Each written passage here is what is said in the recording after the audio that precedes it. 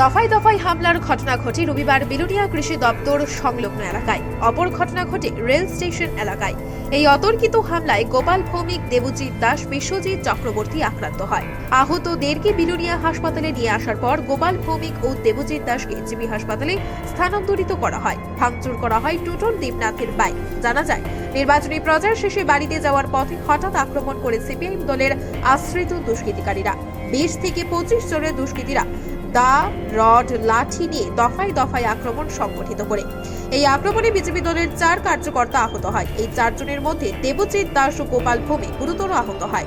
উত্তপ্ত পরিবেশ হয়ে ওঠে। শান্ত পরিবেশকে অশান্ত করার চেষ্টা চলেছে ভোটের মুখে। গণতান্ত্রিক উপায়ে এর প্রতিরোধ গড়ে তোলা হবে বলে জানান বিজেপি নেতা বাদল ভৌমিক। আনুমানিক 11টা থেকে 12টার মধ্যে ঘটনা। আমি বাড়িতে ছিলাম, আমি টেলিফোনে জানতে পারলাম। আমাদের দলের কার্যকর্তারা আমাদের বিবেকানন্দ কলোনিতে একটা প্রচার সভা ছিল, প্রচার সেরে ওনারা যখন আসছিলেন, তো সিপিএমের কিছু হারমাত দা, লাঠি, বল্লম নিয়ে ওনারা একটা টার্নিংয়ের মধ্যে বসেছিলেন। তা আমাদের কার্যকর্তারা যখন প্রচার সেরে আসছিলেন, তখন তাদের উপর অতর্কিতভাবে বেধড়কভাবে তাদের উপরে আক্রমণ সংঘটিত করা হলো। আক্রমণ সংঘটিত হওয়ার কারণে 2 জনকে আমরা গুরুতর অবস্থার কারণে আমরা জীবিত ইতিমধ্যে রেফার করা হয়েছে।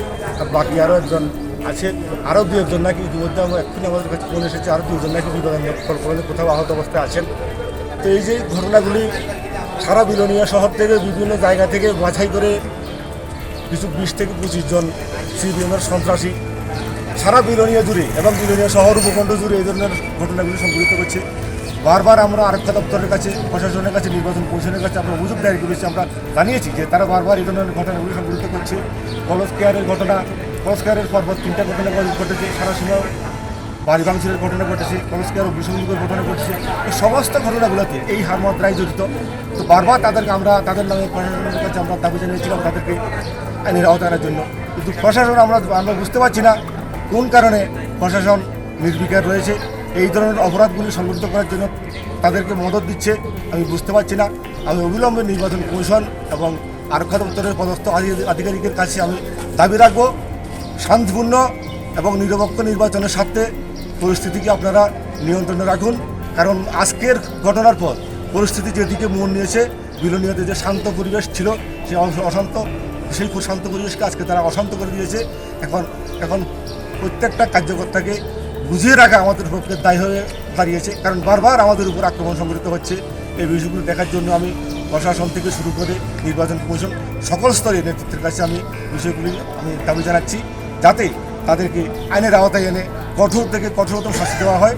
অন্যথায় হয়তোবা, কারণ মানুষ যখন দীর্ঘ সময় ধরে তাদের উপর আক্রমণ সংঘটিত হবে, তখন মানুষ সেটা প্রতিরোধ রাস্তায় অবশ্যই মানুষ যাবে।